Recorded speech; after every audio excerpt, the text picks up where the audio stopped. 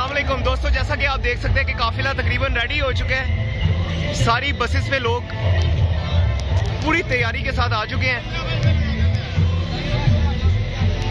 जितने कैंप्स से यहाँ पे आरामगाहें बनी हुई थी वो खाली हो चुकी हैं। लोगों ने अपने बैग्स वगैरह, अपना सामान वगैरह पैक कर लिया और यहाँ से अमीर मोहतरम की क़ियादत में बहुत अजीम और शान काफिला चलने के लिए रेडी है।